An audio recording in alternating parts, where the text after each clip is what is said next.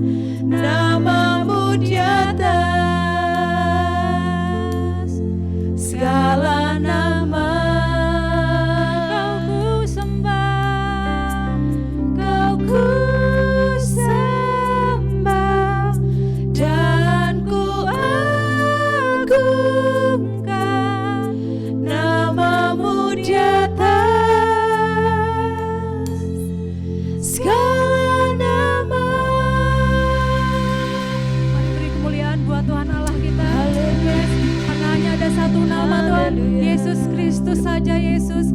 Haleluya Tuhan.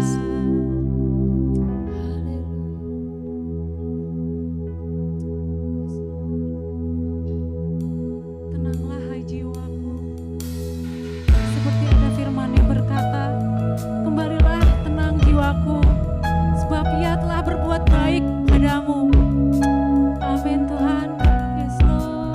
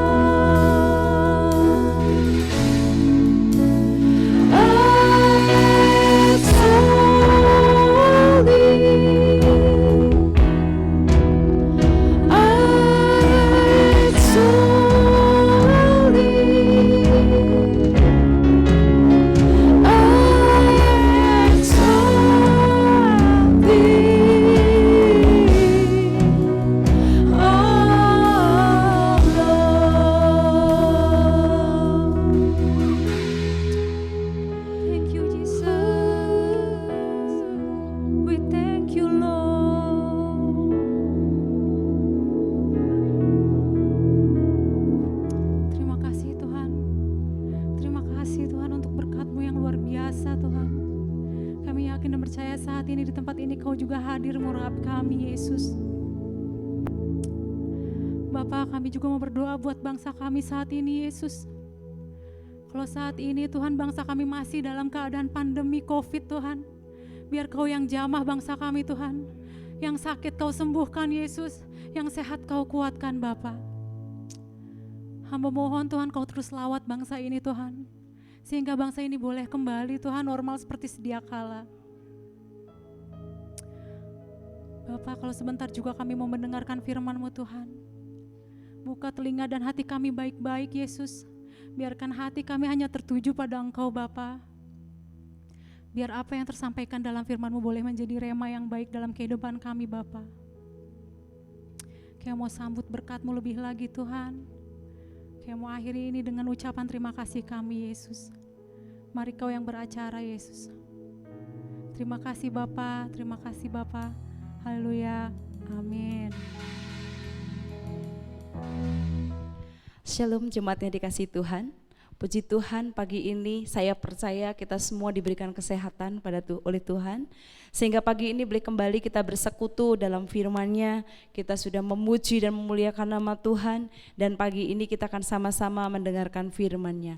Mari berikan telinga dan hati kita untuk setiap kebenaran firman Tuhan. Sekali lagi tundukkan kepala dan kita akan sama-sama berdoa. Bapa Surgawi, terima kasih hari yang luar biasa Engkau berikan dalam kehidupan kami. Kami bersyukur Tuhan buat hari ini. Kami percaya bahwa hari ini adalah hari yang dijadikan oleh Engkau. Hari ini adalah hari yang dijanjikan oleh Engkau, di mana Engkau akan memberkati umat-Mu, di mana Engkau bersemayam di atas pujian dan penyembahan kami. Dan kami percaya Tuhan, pagi ini Engkau ada di tengah-tengah keluarga kami masing-masing. Pagi ini kami mau bersekutu dengan Engkau, pagi ini kami bersekutu dengan firman-Mu. Kami mau buka hati kami mau buka pikiran kami mau fokus kepada kebenaran firman-Mu Tuhan. Sehingga sekiranya kehidupan kami tidak sesuai dengan kebenaran firman-Mu, biarlah kami boleh diluruskan kembali oleh kebenaran firman-Mu pagi ini. Lawat setiap umat-Mu Tuhan, sehingga setiap kami boleh diberikan hati yang lembut, hati yang respon, hati yang mau dengar-dengaran, hati yang mau diubahkan oleh setiap kebenaran firman-Mu. Kami siap mendengarkan firman-Mu pagi ini Tuhan. Yang siap dengarkan firman Tuhan, mari kita sama-sama katakan amin. Pagi ini kita akan sama-sama membuka dari kitab Lukas. Lukas pasal 15 ayat 11 sampai ayat 32. Saya akan bacakan. Perikop ini tidak asing buat setiap kita. Judulnya tentang perumpamaan tentang anak yang hilang.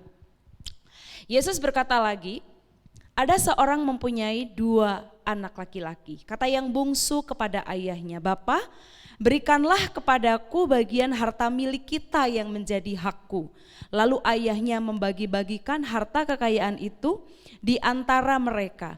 Beberapa hari kemudian anak bungsu itu menjual seluruh bagiannya itu, lalu pergi ke negeri yang jauh. Di sana ia memboroskan harta miliknya itu dengan hidup berfoya-foya. Setelah dihabiskannya semuanya itu, timbullah bencana kelaparan di negeri itu dan ia pun mulai melarat. Lalu ia pergi dan bekerja pada seorang majikan di negeri itu. Orang itu menyuruhnya ke ladang untuk menjaga babinya. Lalu ia ingin mengisi perutnya dengan ampas yang menjadi makanan babi itu, tetapi tidak seorang pun yang memberikannya kepadanya. Lalu ia menyadari keadaannya, katanya, "Betapa banyaknya orang upahan Bapakku yang berlimpah-limpah makanannya, tetapi aku di sini mati kelaparan. Aku akan bangkit dan pergi kepada Bapakku dan berkata kepadanya, Bapa, aku telah berdosa terhadap surga dan terhadap Bapa. Aku tidak layak lagi disebut anak Bapa. Jadikanlah aku sebagai salah satu orang upahan Bapa." Maka bangkitlah ia dan pergi kepada bapaknya. Ketika ia masih jauh, ayahnya telah melihatnya. Lalu tergelaklah hatinya oleh belas kasihan. Ayahnya itu berlari mendapatkan dia, lalu merangkul dia dan mencium dia. Ketika anak itu berkata kepadanya, "Bapa, aku telah berdosa terhadap surga dan terhadap engkau. Aku tidak layak lagi disebut anak Bapa." Tetapi bapaknya itu berkata kepada hamba-hambanya, Lekaslah bawa kemari jubah yang terbaik, pakaikanlah itu kepadanya, dan kenakanlah cincin pada jarinya, dan sepatu pada kakinya. Dan ambillah anak lembu yang tambun itu, sembelihlah dia, dan marilah kita makan dan bersuka cita. Sebab anakku ini telah mati dan menjadi hidup kembali. Ia telah hilang dan didapat kembali, maka mulailah mereka bersuka cita. Saudara, perumpamaan tentang anak yang hilang ini adalah gambaran dari setiap kita, anak-anak Tuhan. Orang-orang yang sudah percaya kepada Tuhan. Orang-orang yang sudah dianugerahi dengan keselamatan. Orang-orang yang sudah diampuni segala dosa dan pelanggarannya. Dan ini menarik sekali saudara untuk kita pelajari pada hari ini. Saya sangat diberkati sekali dengan perikop ini saudara. Setelah saya pelajari selama 1 minggu ini saudara, ternyata banyak hal, banyak kekayaan rohani yang saya dapatkan di dalamnya. Apa sih tujuan dari perikop ini? Ternyata tujuan dari Lukas 15 ayat 11 sampai 32 ini menunjukkan betapa Bapa sangat mengasihi orang-orang berdosa. Tuhan tidak mengasihi dosa, Tuhan membenci dosa. Tapi Tuhan sangat mengasihi orang-orang yang berdosa. Bahkan orang-orang yang sangat berdosa sekalipun dia sangat mengasihi. Dia siap menerima, dia siap membawanya ke dalam pelukannya. Dan dia siap menjamunya, bahkan membuat pesta dalam rumahnya ketika orang berdosa itu kembali kepadanya. Saudara, luar biasa, siapa sih sebenarnya Bapa dan anak ini? Bapa adalah Bapa yang kita sembah. Bapa adalah Tuhan Yesus yang sudah mengangkat saya dan saudara menjadi anaknya. Bapa adalah Bapa bagi seluruh keluarganya. Bapa adalah Bapa bagi seluruh orang percaya. Dan Bapa adalah Bapa yang sangat kaya raya. Mazmur pasal 24 menceritakan bahwa langit dan bumi adalah miliknya.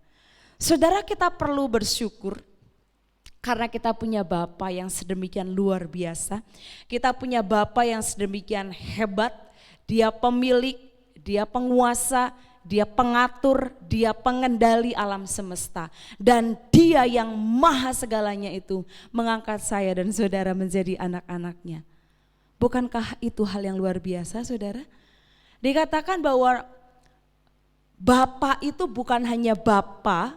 Roma pasal 3 ayat 29 berkata dia itu bukan hanya Bapa, Tuhan Yesus atau yang disebut dengan Isa itu bukan hanya Bapa bagi orang Yahudi saja, tapi dia juga adalah Bapa bagi bangsa-bangsa lain, termasuk saya dan saudara. Kita yang tadinya bukan anak, sekarang telah menjadi anak, bahkan telah menjadi ahli warisnya. Dan anak-anak dalam perumpamaan ini siapa sih saudara? Anak-anak adalah gambaran dari saya dan saudara. Orang-orang yang diangkat menjadi anaknya. Orang-orang yang tinggal di dalam keluarganya. Orang-orang yang menikmati segala kebaikannya. Orang-orang yang dijamin dalam perlindungan, dalam rasa aman di tengah-tengah keluarga yang hangat. Dan di sini diceritakan bahwa Bapak ini mempunyai 2 orang anak saudara. Ini menggambarkan bahwa setiap manusia itu memiliki tabiat, memiliki karakter yang berbeda-beda. Ada yang pendiam, ada yang tenang saudara. Ada yang begitu yakin, ada yang tidak gerusak-gerusuk. Meskipun tampaknya kurang ramah, tidak begitu welcome dengan orang lain. Tapi jenis karakter ini adalah tipe pribadi yang berpegang pada disiplin keluarga, yang mau nurut sama orang tuanya, yang tidak mudah tergoda untuk menjauh dari keluarga, yang inginnya menyenangkan hati bapaknya, yang inginnya mengikuti tata cara peraturan disiplin yang ada dalam keluarga. Tapi ada juga satu anak yang dikatakan dia tuh gampang bimbang, mudah untuk bimbang, sering berubah-ubah pendiriannya, tidak mau dikekang, senang berpetualang, dan ingin selalu mencoba hal-hal yang baru apapun resikonya. Ini adalah satu gambaran bahwa setiap manusia yang sudah dipanggil oleh Tuhan, yang sudah ditebus oleh Tuhan mempunyai karakter yang berbeda-beda. Dan itu pun adalah gambaran dari setiap pribadi kita anak-anak Tuhan. dari saya dan saudara. Tipe yang manakah kita? Tipe anak Tuhan yang seperti apakah kita? Apakah kita tipe pribadi anak Tuhan yang selalu berpegang teguh pada peraturan-peraturan, pada disiplin, pada firman-Nya, ataukah kita menjadi pribadi atau menjadi anak Tuhan yang mudah bimbang, yang selalu ingin mencoba hal-hal yang baru, ingin berpetualang, gak suka tinggal di rumah terus, gak suka dengan peraturan, atau kita seperti anak-anak yang disiplin tadi, anak-anak yang mau tinggal di rumah. Itu gambaran kita semua, saudara. Dan di sini dikatakan ayat yang ke-12 dari pasal 15 tadi dikatakan, kata anak yang bungsu kepada ayahnya, saudara, berikanlah Bapa, berikanlah kepadaku bagian harta milik kita yang menjadi hakku. Saudara, di sini gambaran tadi, gambaran dari kehidupan anak-anak Tuhan yang mudah bimbang, yang sering berubah-ubah pikirannya. Dia sudah melihat segala kebaikan bapaknya dalam rumahnya. Tapi entah apa yang mendorong anak bungsu ini, tiba-tiba dia berkata, Bapa, berikanlah kepadaku bagian harta milik kita yang menjadi hakku. Saudara, soal warisan itu biasanya kita dengar ya, atau kita tahu ditulis dalam sebuah wasiat. Nanti ketika orang tuanya meninggal baru itu dibagi-bagikan, atau ketika orang tuanya merasa memang anak-anaknya sudah layak untuk menerima bagian, itu akan dibagikan. Tapi tidak dengan anak bungsu ini. Dia berkata, Bapa, berikanlah harta milik kita yang menjadi hakku. Ini menunjukkan bahwa anak ini bersifat angkuh. Dia merasa bosan dengan segala peraturan dan dia merasa disiplin yang diberikan oleh keluarganya itu membuat dia tidak nyaman. Dia mendambakan satu kebebasan yang keliru. Dia merindukan satu kebebasan yang sebenarnya kebebasan itu adalah perbudakan yang terbesar. Dia mulai berkata, Bapak, aku tuh sebenarnya gak suka tinggal di sini. Tapi aku butuh modal untuk tinggalkan rumah ini. Saudara, dengan sikap yang arogan, yang tidak sopan, yang tidak hormat kepada bapaknya, dia nagih apa yang menjadi harta milik bersama, karena dia pikir saya pasti dapat bagian. Dan dia minta, berikanlah kepadaku harta milik kita yang menjadi hakku. Dia merasa bahwa saya punya hak atas harta Bapa. Dia merasa bahwa saya sudah bisa mengelola. Saya udah bisa hidup di luar keluarga. Saya tidak mau hidup dengan kekang. Saya tidak mau terikat. Saya tidak mau hidup dalam disiplin yang tinggi. Ini tidak nyaman. Ini tidak enak buat saya. Saya merasa tidak bebas. Saya merasa dikekang. Saudara, banyak anak-anak Tuhan yang merasa kehidupan kekristenan adalah kehidupan yang mengekang. Mau begini tidak boleh, mau begitu tidak boleh. Ada batasan-batasan. Sehingga kita merasa hidup kita tuh tidak bebas. Hidup kita tuh rasanya dikekang. Saudara, tapi kalau kita mau renung-renungkan, semua itu sudah ditulis. 2 Timotius 3 ayat 2, keadaan manusia di akhir zaman berkata bahwa manusia itu mencintai dirinya sendiri dan menjadi hamba uang. Mereka membual, mereka menyombongkan diri, mereka berontak terhadap orang tua. Ini adalah satu gambaran gereja Tuhan atau anak-anak Tuhan yang merasa bahwa kehidupan disiplin rohani itu adalah kehidupan yang mengekang. Kehidupan yang dimuridkan, kehidupan yang di dalam Tuhan, di dalam firman adalah kehidupan yang tidak bebas. Sehingga dia ingin ikatan itu dibuka. Dia ingin mengalami kebebasan, dia ingin bebas, dia ingin merdeka. Padahal saudara, kemerdekaan atau kebebasan yang dimaksud oleh anak ini adalah satu kebodohan spiritual, satu kebodohan rohani, karena dia ingin menjadi tuan atas dirinya sendiri.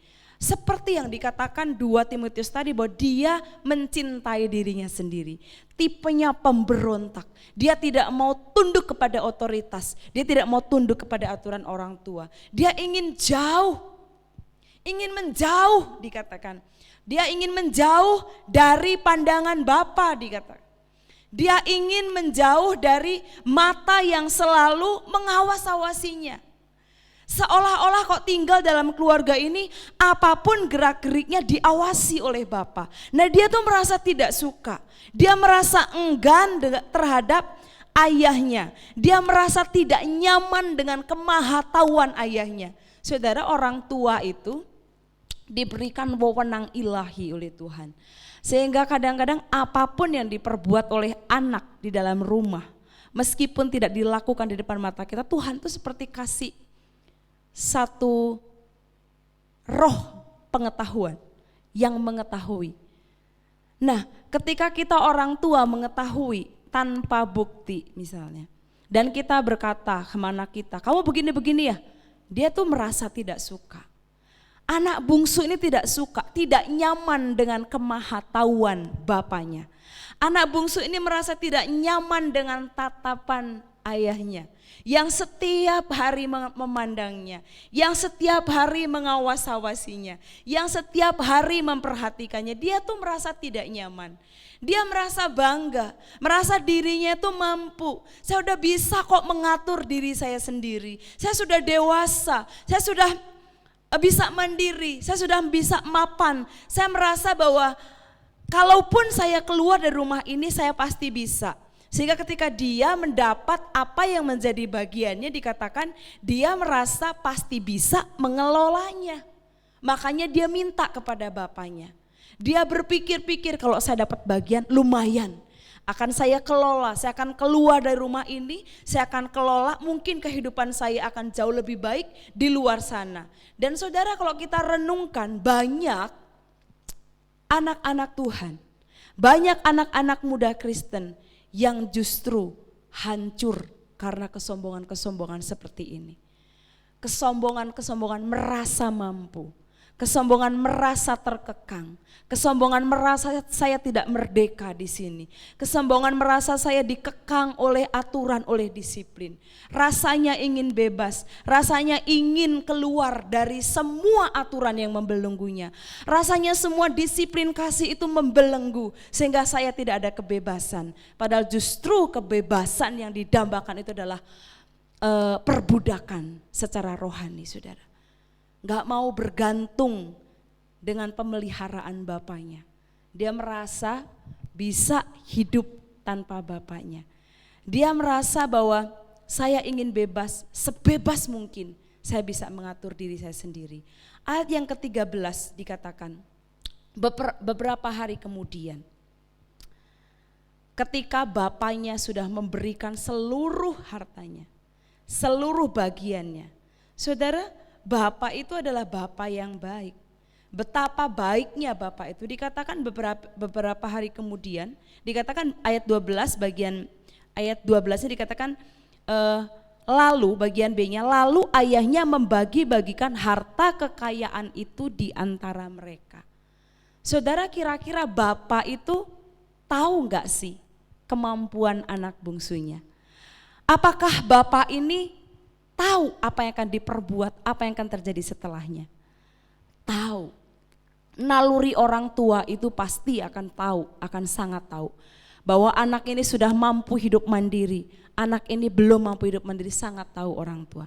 Tapi karena dia bapa yang sangat baik, dikatakan bapa itu membagi-bagikan harta kekayaan itu di antara mereka. Betapa luar biasanya, saudara. Kekayaan itu diberikan bapa kepada anaknya. Bapa, dia berpikir yang mungkin selama ini dia mencari-cari alasan, bagaimana alasan untuk dia pergi.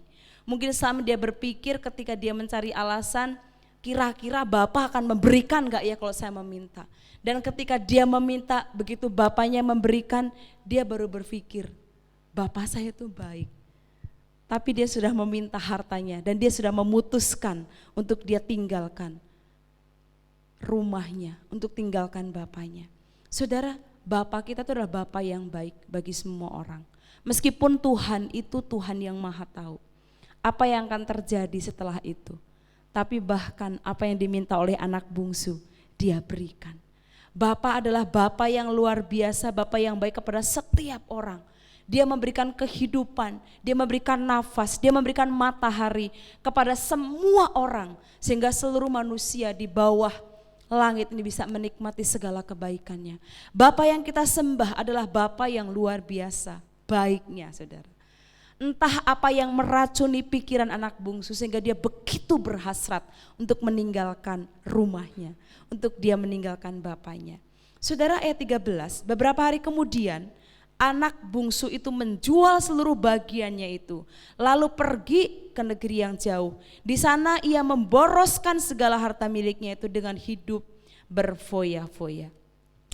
Saudara, ketika anak bungsu ini mendapatkan bagiannya, ia segera pergi dan hidup dalam kebebasan menurut versinya, saudara. Dia merasa bahwa inilah kebebasan yang saya idam-idamkan. Inilah hidup yang sesungguhnya. Selama ini saya tidak pernah mengalami satu kehidupan yang seperti ini. Dia mulai berfoya-foya. Dia mulai hambur-hamburkan semua yang dia bawa dari bapaknya. Dia mulai memboroskan semua yang dia miliki. Saudara, dikatakan ayat yang ke-13 ini diawali dengan kata-kata beberapa hari kemudian. Saudara, ini menarik sekali, saudara. Kenapa dikatakan seperti ini? Beberapa hari.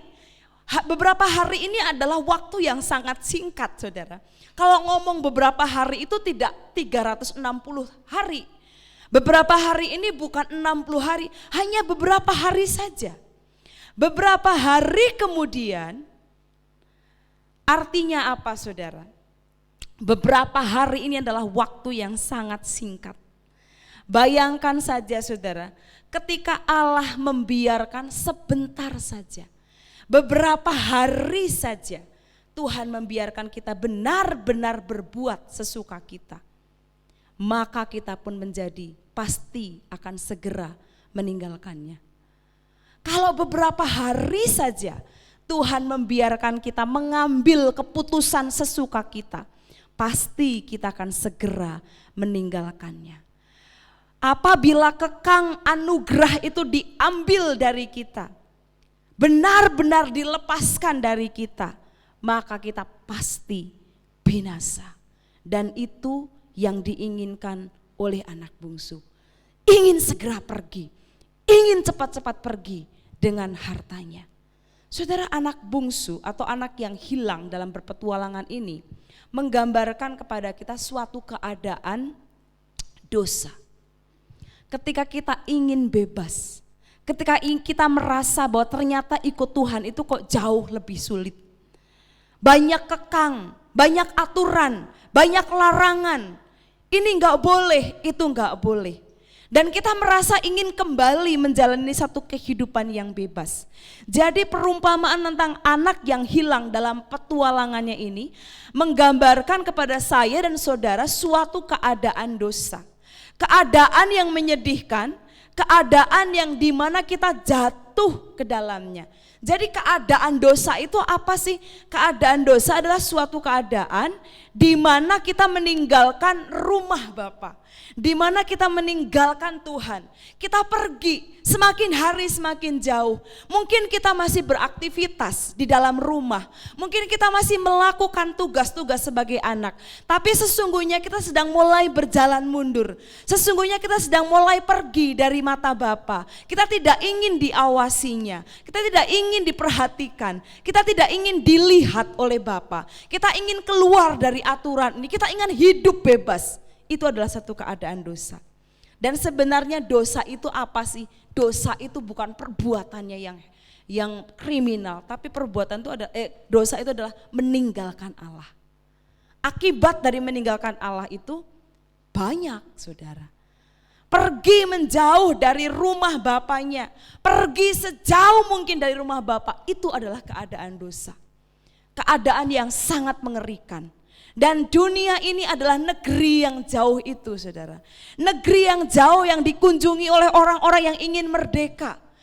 Negeri yang jauh yang dikejar, yang didatangi oleh orang-orang yang merasa terkekang hidup sebagai anak-anak Tuhan. Satu keadaan di mana kita lebih memilih atau lebih menyukai hingar-bingar itu yang padahal yang sedang berlalu dan hampir berlalu dengan kesudahannya. Negeri yang jauh, keadaan dosa adalah keadaan di mana kita pergi ke satu negeri yang jauh dari pandangan Allah menurut kita. Padahal Tuhan maha melihat, Tuhan maha memperhatikannya. Ketika kita mulai sedang berjalan jauh darinya, kita merasa saya akan menemukan rumah saya. Padahal kita sedang semakin menjauh dari rumah yang sesungguhnya. Dosa, keadaan dosa adalah keadaan yang mengerikan, saudara. Keadaan dosa adalah keadaan di mana kita jauh dari pandangan Allah.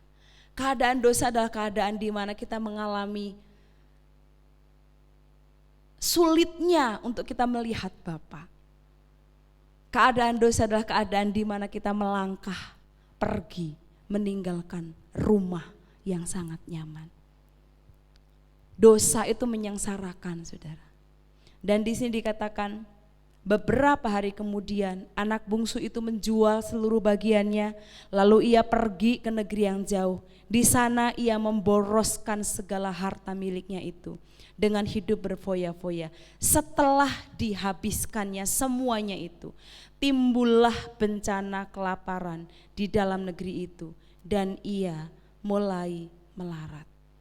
Sekarang anak bungsu ini hidup dalam keadaan dosa, dalam keadaan meninggalkan rumah ayahnya, dalam keadaan jarak yang sangat jauh dengan bapaknya. Jadi sebenarnya keadaan dosa itu apa sih? Keadaan dosa itu adalah suatu keadaan di mana kita menghabiskan, kita memboroskan, seperti yang firman Tuhan tadi katakan di ayat yang ke-13, dia pergi memboroskan harta miliknya itu dan hidup dengan berfoya-foya. Jadi keadaan dosa adalah keadaan di mana kita menghabiskan segala sesuatu yang kita telah terima dari Allah dan kita mulai membuang segala berkat, kita mulai melepaskan semua anugerah Allah atau bagian-bagian yang kita peroleh dalam Kristus. Entah itu talenta, entah itu kuasa Roh Kudus yang berbicara kepada kita, entah itu penghiburan, entah itu bisikan Roh Kudus yang seringkali menegur, kita tinggalkan semuanya itu. Jadi keadaan dosa adalah keadaan di mana kita menghabiskan, memboroskan semua hal-hal yang baik dan kita pikir kita akan menikmati kenikmatan yang sesungguhnya. Di sini dikatakan bahwa semua itu dibuang, semua itu dihamburkan demi kenikmatan duniawi yang sesaat, sehingga jiwanya terancam kekurangan perbekalan di masa kekekalan. Ini adalah keadaan dosa, saudara. Keadaan di mana kita menghabiskan segala kebaikan Tuhan, membuang segala kebaikan Tuhan. Keadaan dosa adalah seperti suatu negeri yang dilanda kelaparan. Di sini dikatakan bahwa timbullah bencana kelaparan di dalam negeri itu dan ia pun mulai melarat. Jadi keadaan dosa, mari kita sambil merenungkan apakah saya sedang dalam keadaan dosa. Keadaan dosa adalah keadaan seperti ada di suatu negeri yang dilanda kelaparan. Bukan hanya kelaparan, tapi kelaparan besar. Satu keadaan di mana-mana terjadi kelaparan. Langit rasanya menjadi seperti tembaga. Segala embun kebaikan Allah, berkat-berkatnya rasanya tertahan sehingga kita tidak bisa menerima segala kebaikan Allah. Itu adalah keadaan dosa yang sangat mengerikan. Ketika kita keluar dari rumah Allah, ketika kita keluar dari rumah Bapa, keluar dari kekang ilahi, maka kita tinggal di satu negeri yang dilanda kelaparan. Langit menjadi seperti tembaga. Embun kebaikan Tuhan, segala kebaikan Tuhan rasanya tertahan sehingga kita tidak mengalami, tidak mendapatkan hal-hal yang baik. Sulit untuk mendapatkan hal yang baik kalau Allah menahannya. Hati-hati kalau kita saat ini sedang jauh dari Tuhan. Kita sedang merasa seperti di suatu negeri yang dilanda kelaparan. Bumi rasanya menjadi seperti besi. Hati kita yang harusnya mengeluarkan hal-hal yang baik, ini tandus, kering, dan tidak ada hal yang baik sedikit pun yang bisa kita keluarkan dari hati kita. Saudara, firman Tuhan mengatakan orang yang baik mengeluarkan hal-hal yang baik dari perbendaharaan hatinya yang baik. Kenapa? Karena orang ini tinggal di rumah Bapa. Begitu orang ini memutuskan untuk keluar dari rumah Bapa, hatinya bumi seperti besi, saudara. hatinya kering, hatinya tandus, tidak ada sesuatu pun yang bisa dikeluarkan, sesuatu pun yang baik yang bisa dikeluarkan dari hatinya. Sungguh sangat melarat keadaannya ketika kita memutuskan untuk menjauh dari Bapa. Kita sendiri yang mengakibatkan, bukan Bapa yang menyuruh anak ini pergi. Keadaan dosa itu mengerikan, saudara. Seperti kita tinggal di satu negeri yang dilanda kelaparan. Keadaan dosa itu keadaan perbudakan dan kecemaran. Kalau kita lihat di sini dikatakan, lalu ia pergi dan bekerja pada seorang majikan di negeri itu. Ia menyuruhnya ke ladang untuk menjaga babi. Saudara, jadi keadaan dosa itu adalah keadaan perbudakan dan kecemaran. Mengapa, saudara?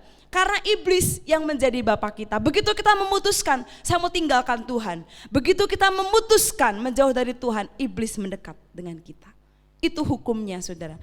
Kita menjauh dari Tuhan, kita mendekat dengan iblis. Kita menjauh dari iblis, kita mendekat dengan Tuhan. Kalau kita memutuskan untuk menjauh dari Tuhan, kita sudah tahu siapa yang akan menjadi Tuhan kita, siapa yang harus kita layani. Yohanes pasal 8 34 berkata, setiap orang yang berdosa menjadi hamba dosa. Kalau kita menjadi hamba dosa, siapa Tuhan kita, saudara? Tuhan kita adalah iblis. Anak bungsu ini menghinakan dan merendahkan dirinya sedemikian rupa. Bahkan dia menyewakan dirinya untuk melayani dan diperintah oleh seorang majikan. Padahal dia seorang anak dari seorang bapa yang sangat kaya raya. Majikan ini menyuruhnya ke ladang, saudara, bukan untuk menjaga domba. Karena menjaga domba masih jauh lebih baik, saudara. Musa, Daud, Yakub, mereka menjaga domba. Tapi di sini dikatakan mereka anak bungsu ini disuruh menjaga kawanan babi, disuruh menjaga babi. Satu kehidupan dosa adalah kehidupan yang fokus pada dirinya sendiri, sama buruknya dengan memberi makan babi, dikatakan seperti itu. Jadi keadaan dosa adalah keadaan perbudakan dan kecemaran. Dikatakan sama buruknya dengan memberi makan babi yang rakus, kotor dan gaduh. Wah, saudara, bagaimana mungkin jiwa atau anak yang dianugerahi oleh Tuhan kekekalan dan kemuliaan begitu menghinakan dan merendahkan dirinya dan menghambakan atau menjadi seorang budak. Kalau kita hanya melihat cerita, rasanya sederhana sekali. Tapi kalau kita mau merenungkan, kita tuh gak layak menjadi anak Tuhan. Tapi begitu Tuhan mengangkat kita jadi anaknya, betapa banyaknya anak-anak Tuhan yang dengan mudahnya menukarkan jiwa yang dianugerahi dengan kekekalan dan kemuliaan ini, ditukar menjadi budak dan hidup dalam kecemaran. Ini adalah satu keadaan dosa yang jangan sampai terjadi dalam kehidupan saya dan saudara. Keadaan dosa adalah keadaan yang selalu tidak puas. Ayat yang ke-16, lalu ia ingin mengisi perutnya dengan ampas yang menjadi makanan babi itu, tetapi tidak seorang pun yang memberikan kepadanya. Jadi keadaan dosa itu adalah keadaan yang selalu merasa tidak puas. Ketika ia lapar, dia berpikir bahwa saya bisa menolong diri saya sendiri. Dia mulai berpikir, saya ingin makan, saya ingin mengisi perut, saya ingin memberi makan tubuh ini, saya ingin membuat puas perut saya ingin mengenyangkan perut saya. Dia berpikir bisa menolong dirinya sendiri. Tapi di sini dikatakan betapa malangnya dia, saudara. Jalan yang ditempuh oleh anak muda ini malang sekali. Dia sampai senasib dengan babi, saudara. Ketika kita meninggalkan Allah, kepuasan yang dicari, kepuasan yang kita cari akan sangat mengecewakan. Dia berpikir bisa hidup lebih baik daripada rumah ayahnya. Tapi justru dikatakan tidak ada bedanya atau senasib dengan kawanan babi. Saudara, ampas babi itu adalah makanan bukan untuk manusia. Tapi dia ingin mengisi perutnya dengan makanan babi, saudara. Dan itu pun dia tidak mendapatkannya. Semua keindahan, semua kemilau, semua segala sesuatu yang ada di dunia ini sesungguhnya hanya seperti ampas babi. Kalau kita mengejarnya, hanya mengejar angin, kata Salomo. Kalau kita belajar dari Salomo, betapa kayanya dia, betapa suksesnya dia menurut ukuran manusia. Tapi dia berkata apa saudara? Semuanya itu seperti mengejar angin, sia-sia saudara. Apalagi mengejar dengan meninggalkan rumah bapaknya. Keadaan dosa adalah keadaan yang selalu tidak puas. Keadaan dosa adalah keadaan di mana kita tidak bisa mengharapkan penghiburan, saudara. Tidak bisa mengharapkan penghiburan dari makhluk manapun. Karena penghiburan sejati itu datangnya dari Tuhan. Dikatakan ia meminta makanan, dia ingin mengisi perutnya dengan makanan babi, tapi tidak seorang pun memberikan kepadanya. Jadi keadaan dosa itu adalah keadaan di mana kita tidak bisa mengharapkan penghiburan dari orang lain atau dari makhluk lain. Dia meminta makanan, saudara, tidak seorang pun memberikannya. Orang yang menjauh dari Tuhan, orang yang meninggalkan Tuhan, tidak akan ada yang bisa menolongnya. Tuhan saja dia tinggalkan. Tuhan yang sangat berkuasa menolong dia tinggalkan. Manusia bisa apa, saudara? Betapa sia-sianya menjerit dan berseru memohon kepada sesuatu yang bukan Tuhan. Jika Tuhan yang maha segalanya kita tinggalkan, siapa yang mampu menolong kita? Siapa yang mampu menolong saya dan saudara?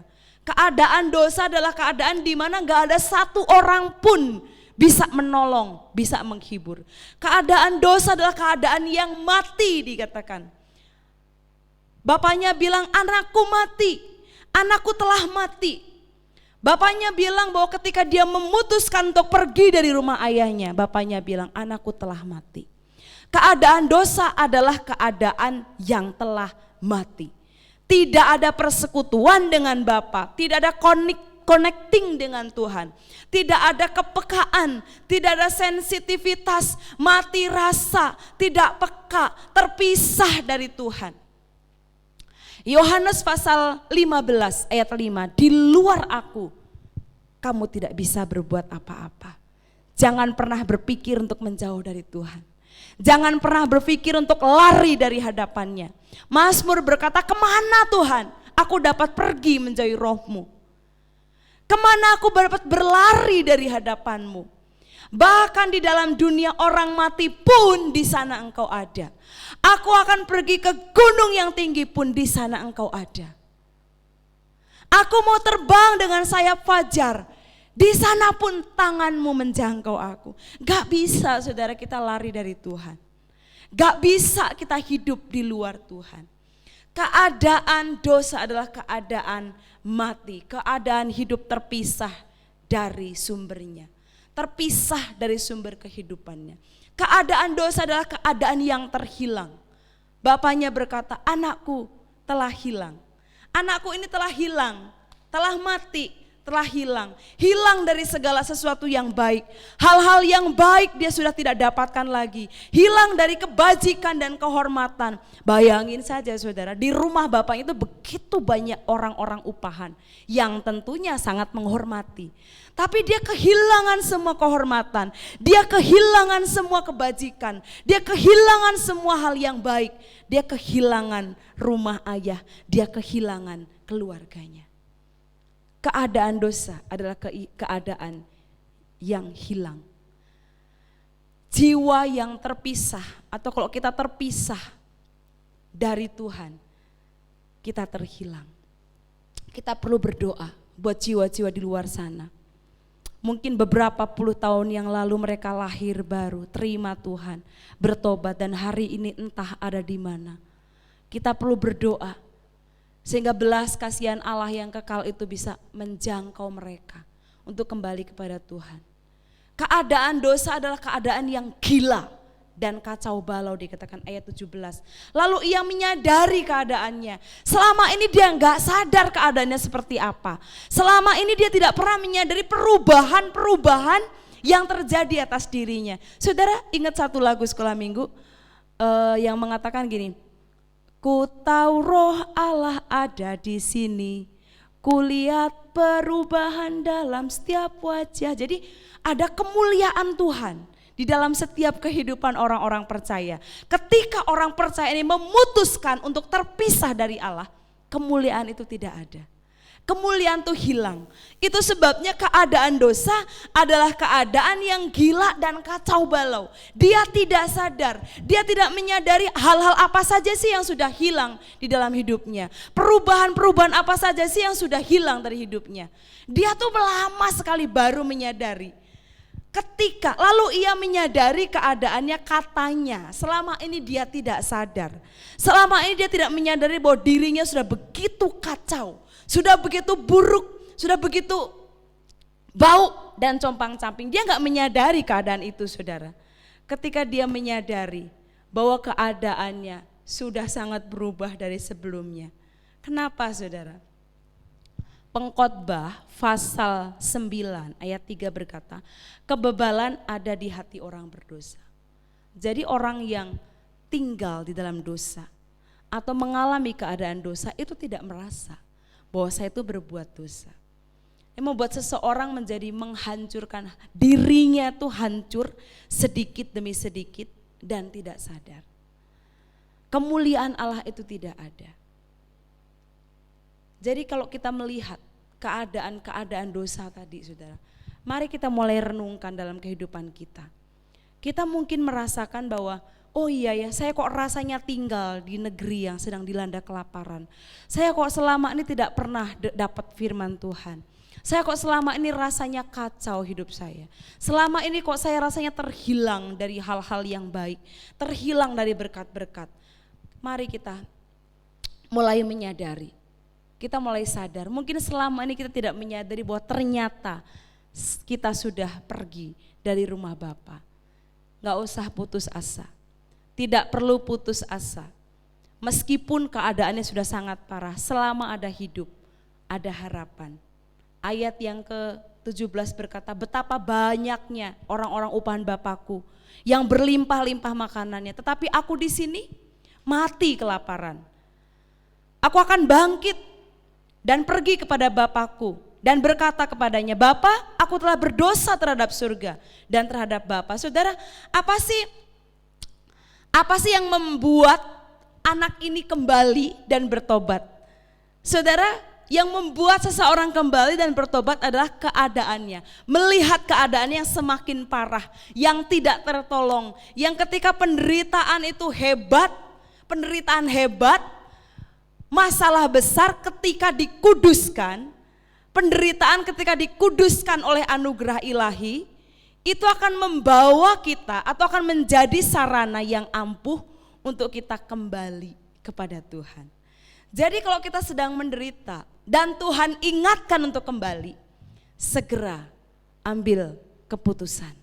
Berikan telinga yang terbuka terhadap kedisiplinan. Berikan hati yang condong untuk menerima perintah-perintah.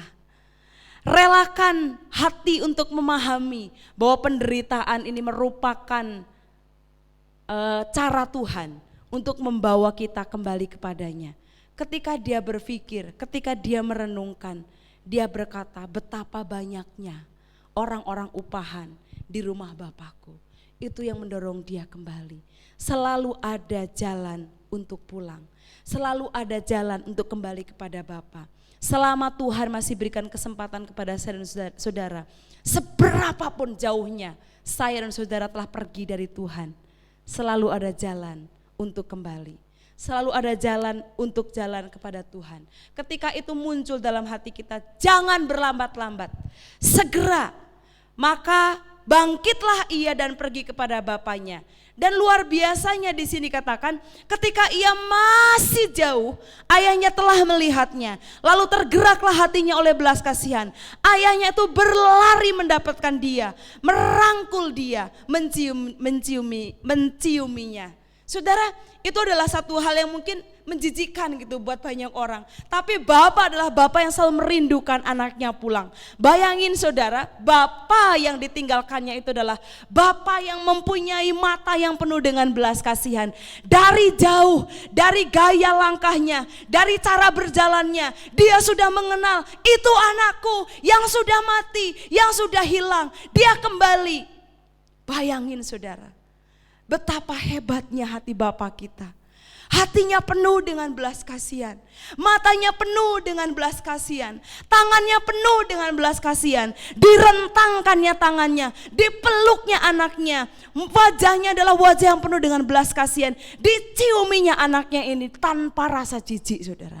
Dan ketika anaknya berkata, "Bapa, aku telah berdosa terhadap engkau, aku telah berdosa terhadap surga, aku telah berdosa terhadap Bapa," bapaknya tidak memberikan sedikit pun jawaban.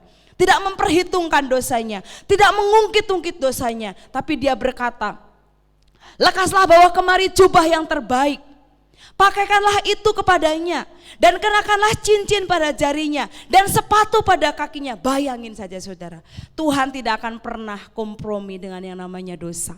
Tuhan tidak ada waktu untuk membahas dosa. Seperti tingginya langit dari bumi, seperti dari utara ke selatan dijauhkannya semua pelanggaran dan dosa kita. Saudara, anak yang compang-camping, bau, menjijikan ini dipeluk oleh bapaknya. Dia sudah merencanakan 3 kalimat. "Aku sudah berdosa terhadap surga dan terhadap Bapa. Aku tidak layak menjadi anak Bapa." Tapi kalimat yang terakhir, dia tidak sempat mengungkapkan. Jadikanlah, dia ingin berkata, "Biarlah aku menjadi salah satu orang upahan Bapa."